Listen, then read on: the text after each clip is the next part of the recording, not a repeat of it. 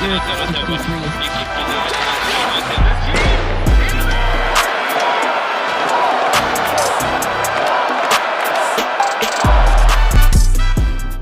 and welcome to this week's edition of the Gazette's Hockey Inside Out Show. I'm Stu Cowan of the Gazette, and I'm joined by my regular partners here, former Canadiens teammates and 1986 Stanley Cup champs, Chris Nilan and Rick Green. Well, guys, no real competition against the Ottawa Senators in Tuesday night's 5-2 loss at the Bell Centre that dropped the Habs to 5th place in the tight Atlantic Division standings and out of a playoff spot. Knuckles, you watched the game. What was your biggest concern seeing what happened? Well, that you only had a couple guys going, is one. I think Suzuki played a pretty good game. Slafkovsky played a pretty good game. He was trying to battle in the corners, getting to the net. And not just because they scored either. I watched the game. But this team, and this has been a struggle since this coach got there. Listen, they're an offensive team. But they don't. Apparently, they know how to play defense, but they don't. But I don't think they do. The coverage is so loose in their own end. You get three guys below the goal line. The coverage is really soft. Guys lose. It's man on man. Man on man. You see it, but the coverage is so loose. Guys lose. You look at the Zub goal. And, the coverage just wasn't there. He walks in, and then on the first goal, Anderson and Evans get mixed up, and this guy's wide open in the slot. We talk about the goalies; those are difficult shots. That one perimeter shot, okay, maybe could have had him in. That's a bullet. It was a bullet, but all the other goals are preventable, and around the net they're soft. On the wall, they were soft last night. Couple players, not so much. But, this is a problem that has plagued this team and will continue to plague them if they don't correct it. It's, they scored 2 goals on what? The power play. That's great. But the rest of the game, it just did not look good at all. What they have, 20 shots going into the last part of the game, that's not good at all. But listen, struggle defensively, and they're going to have a tough time. You look at the standings; they're going to have a tough time. You gotta pile wins up, and I get it; it's difficult. But man, if you can't play defense, forget about the playoffs and forget about winning in the playoffs. Yeah, I mean, Rick, the goaltending hasn't been great, but they haven't been getting much help either. I mean, as a former defenseman, you must be wondering what's going on there, too, in the defensive zone. Well, a huge difference, back there when you see that when they were on that roll, they were getting these timely saves when there were defensive zone breakdowns and would allow them to stay in the game. But right now, that's not happening. There's more and more defensive lapses. There's less desperation in their play. There's a lot of guys that are not, for whatever reason, paying the price and wanting to compete at a high level that they were doing before that was giving them success. And, they're struggling. And, as Nuck said, when you have this type of confusion in your defensive zone, and you can say what you want, they were doing it well, or they were finding a way to seem to secure that a little bit better. But they were getting goaltending. Now the goaltending is struggling, but they're still giving up a lot of point blank slot shots, breakdowns, one-on-one battles, all the things that we harped about that they were doing so well before are not happening. And, teams are just having an easy time in the offensive zone because they're cycling the puck. There's guys that are leaving their man, and there's guys that are not sure whether they should go or whether they should back up. So problem areas right now, and I'm sure that they're having lots of video to try and identify where and how they can get this thing. Yeah, Knuckles Martin, St. Louis was asked after the game about his system, and he said, I don't want to talk about systems because it doesn't matter what system you play. If the effort level is not there and they're not competing, it doesn't matter. Do you agree with that? Well, yeah, the system somewhat. But again, it's effort. When you don't have the puck, you have to really expend a lot of energy to defend. They want to try and score. I get it. The offensive zone, you got to go in and check and come up with the puck and get to the net and battle. But you have to do that in the defensive zone too. And you watch, that the goal by Sanderson, 53. You cannot allow him to walk there. How are you being so soft on that player? How are you not able to keep him wide and make him go around the net instead of to the net? You got to be able to cut him off there. So, here's a player, Dobson, who, there's offensive upside, get all that. But, man, he's a big kid. You got to defend big. And that's just not happening. System can help. But if you're playing man on man, like I said, back in our day, you could give the little hook, the little hold. You got to be up someone's butt. You got to be close to them. You cannot lose them. If he's your man, you got to mock him. You got to stay with him. You got to deny him the puck. And then if the puck comes to him, you got to be able to poke check, take the body, whatever. You cannot let him roll off you, spin off you, and get to the net. And we see it all too often. And again, a lot of guys get zoned on the puck. When someone has the puck in the corner, everybody's looking at it. They're not looking around. They're not. We had a awesome coach once who told us to keep your head on the swivel, and that was Jean Perron, believe it or not. Head on the swivel, head on the swivel. I'm like, shut up, we got it. But it's true. You got to look around. You got to know who you have. We played a totally different defense, not man on man. We played zone defense where you had to read and react. I get it. That's difficult to do today. But you still, if you get lost in coverage, stop. Don't turn the other way. Turn toward the wall. If you turn anyway, turn toward the middle and then face the play and readjust. But, boy, guys get lost in coverage, and it exposes them defensively. Well, Rick, I mean, the goaltending hasn't been great. I mean, they haven't been getting saves and they need them. I mean, they haven't been getting a lot of help. But how concerned are you about the goaltending, and how does that the guys on the ice maybe think differently when the goalies aren't giving them big stops? Well, I think it's a concern as a group because you're like going, oh, here we go again. Let in one bad one or a soft one or one that he's supposed to have. But something will never change. When in doubt, when there is breakdowns, and no matter what system that you have, when there's breakdowns and you're not sure, come to the middle of the ice, come to the front of the net, come and position yourself in those critical areas where the puck is going to end up. And 9 times out of 10, the chances are that you're going to be in the right position. But right now, they're on the offensive side of the play when they should be on the defensive side. Too many breakdowns, hoping that the goalie's going to make that timely save that isn't happening. And next thing you know, it just deflates anything that they had going previously. And that's going to have to change. And, the goalies feel it. The pressure's on them. They know they're not doing exactly what they should be doing, but, as a group, they have to protect those critical areas a little bit better to allow the goalie to maybe get himself out of this funk, that they can get things turned around, that they had, a lot more positive things happening when they were on that roll. Knuckles, you mentioned Yuri Slafkovsky earlier. After the Four Nations face-off last season, he said he wants to play more like Brady Tkachuk. And Brady Tkachuk's a pain in the ass player, right? Like it comes naturally to him and his brother to sort of play that way. I think it came naturally to you too, right? To sort of be that aggressive type of guy.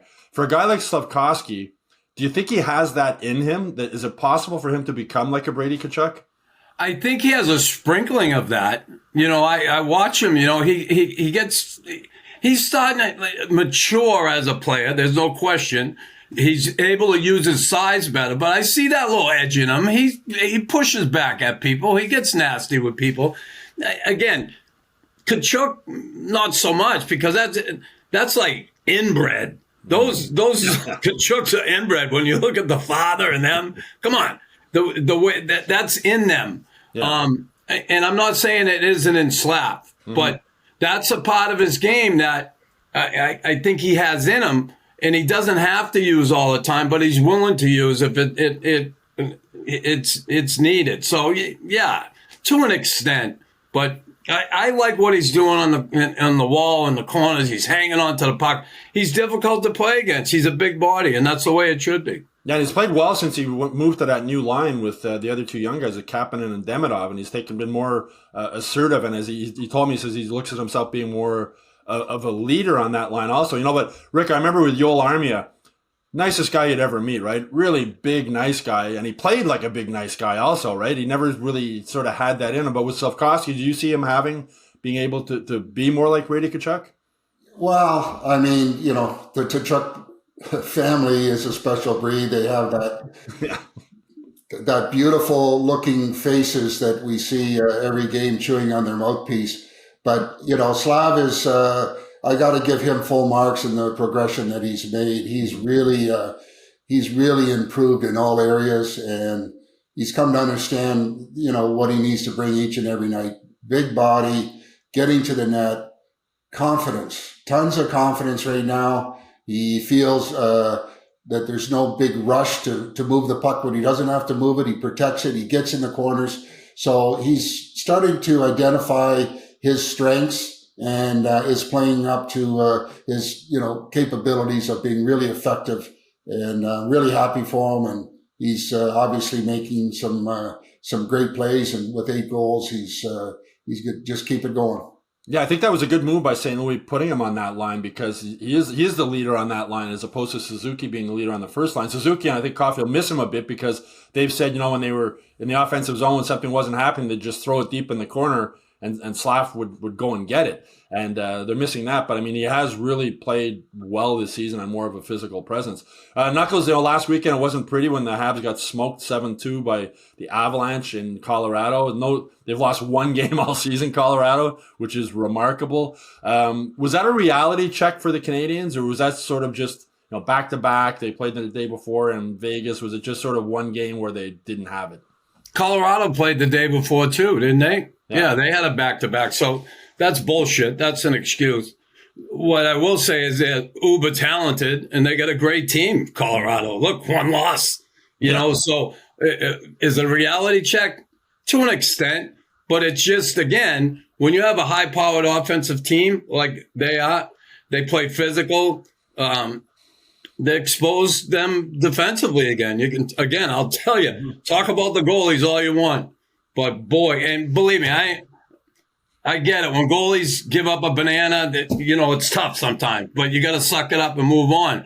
But boy, when it's constantly losing guys in coverage and getting grade A chances, that's what happened there. So a reality check, I hope they have one soon defensively, because boy, if they don't button up, they're going to be in trouble. They're going to be in trouble. They got to get this figured out, because it is not good to watch the way they play in their own end. It just isn't. And if anybody thinks otherwise, well, you got any other suggestions, throw them out there. But they're not getting it done in their own end. Well, the Avalanche, what a team. They have the best forward in the league in McKinnon, the best defenseman in the league in Makar. Arturi Lehkonen looks great fitting in with that team. What was your takeaway when you watched what happened to the Canadiens in Colorado?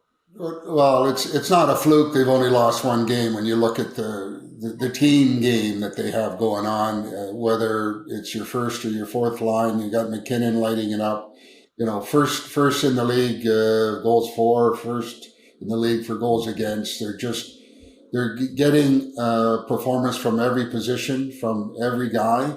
And, it's whether it's the Canadiens or St. Louis, whoever they're playing against, they're just a very powerful team that understands how to play, getting great goaltending, and they have a real good thing going there. And it was an attention grabber from the Canadian players, seeing the type of skill set and the type of effort and cohesion that they have as a group, because they are a team that works so well together in supporting the puck, and they only have one speed, and that's full speed.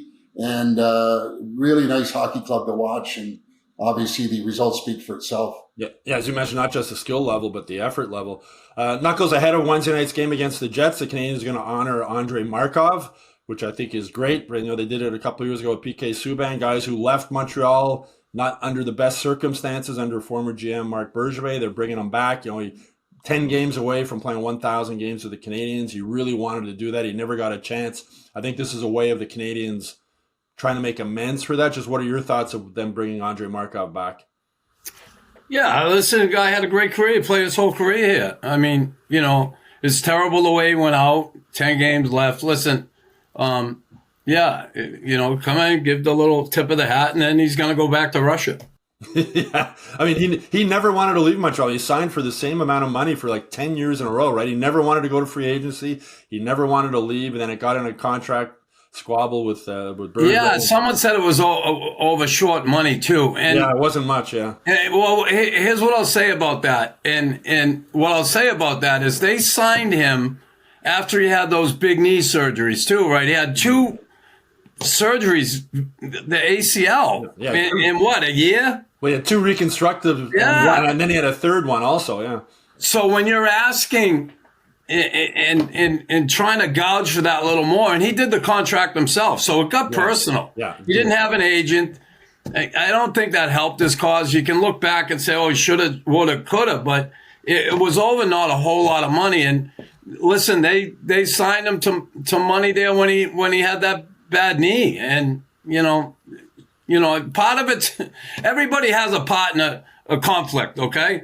Not just one side. You can say Bergevin this, the team, whatever. He had a part in it too. And obviously that contributed to it, and it's good they're bringing him back. Give him like I said, wave your hat and you can go back to the homeland. Well, Rick, you would have coached Markov, right, when he was here? What are your thoughts just about the player he was and the Canadiens bringing him back? Yeah, he was my project when he first came over, so I had to find a way to get a little more than a grunt from him when it came to conversation. But, in all fairness, the kid wanted it. He was really a smart player, obviously. Made a lot of things, happen when he was on the ice, and he did really care about doing a good job, and he had a lot of pride.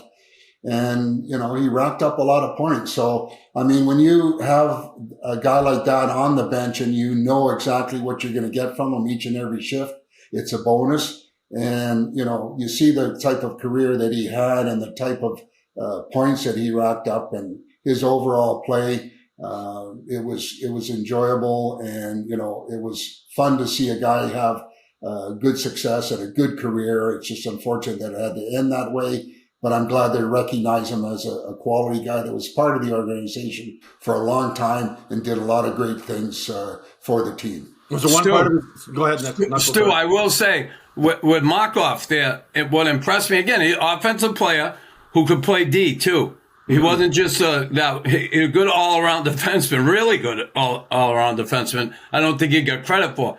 But after those injuries, one of the things that impressed me most was the way he defended and used his stick.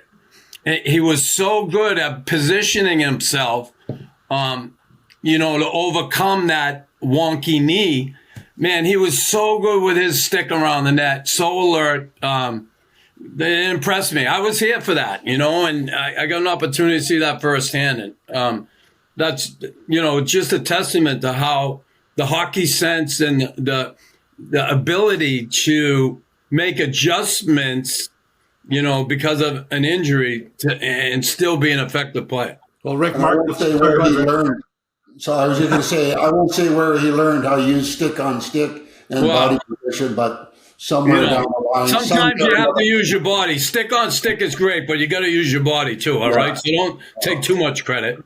Great kid though. That was receptive when he.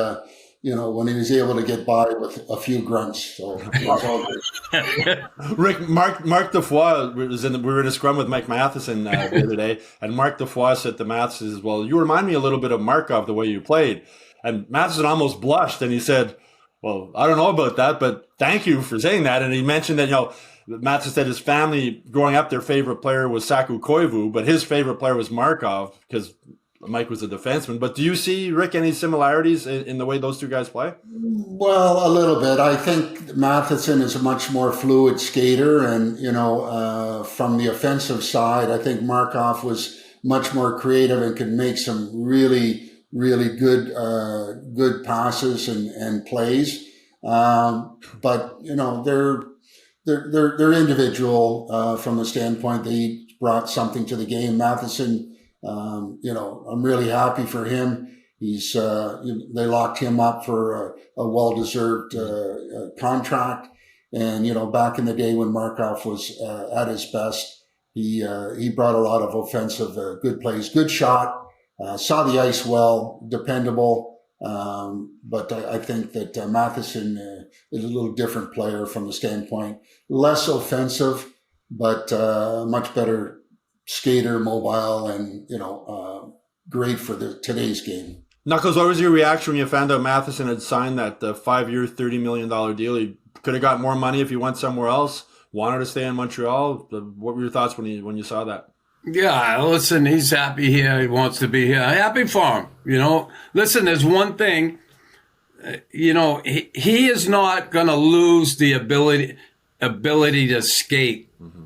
And you need that in this game. He's such a good skater. He's going to be able to skate like that for the next 3 to 5 years easily. Yeah.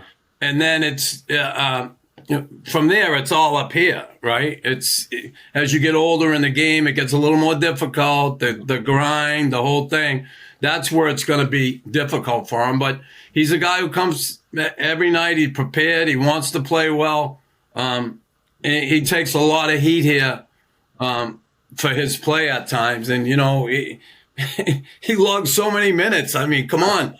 If he's not chewing up those minutes, and I get it, defensively, players certainly have issues. Some players do. And you look at the team here that went to the Stanley Cup final during the COVID. Look at their defense, how big and tough. And it's totally different now. It's a totally different defense. It's not a big, tough defense. Yeah, the 4 Clydesdales that are back in. Yeah, they're mobile. They're good, offensive-minded a little bit more, right? Getting up in the play, going. And you have that. You have a lot of that. But it's going to cost you. It's going to cost you at times. It can help you, but it can cost you too. Well, I think it was yet another smart contract by Kent Hughes because he keeps a guy who wants to be here at less value than he probably would have got somewhere else. And also, the other thing I like that contract, the first 3 years, there's no movement clause. But the last 2 years, there's limited no trade clause. So if 3 years down the road, if Reinbacher's develop the way they hope and maybe they want to move Mike Matheson, I think that's a contract they could easily move. So yet another smart signing, I think, by Kent Hughes. Anyway, that's it for this week's Hockey Inside Out show. I hope you all enjoyed it out there. The Canadiens are back in action, as we mentioned, Wednesday night at the Bell Centre against the Winnipeg Jets, and then have back-to-back weekend games Saturday night in Toronto against the Leafs, followed by a rare Sunday night game at the Bell Centre against the St. Louis Blues. We'll have 3 Hockey Inside Out show bonus episodes coming up over the next few days, so look for those. Also, Hockey Inside Out is now available on Spotify and Apple Podcasts, so you can find us there too. And if you haven't done so already, please subscribe to the Hockey Inside Out YouTube channel.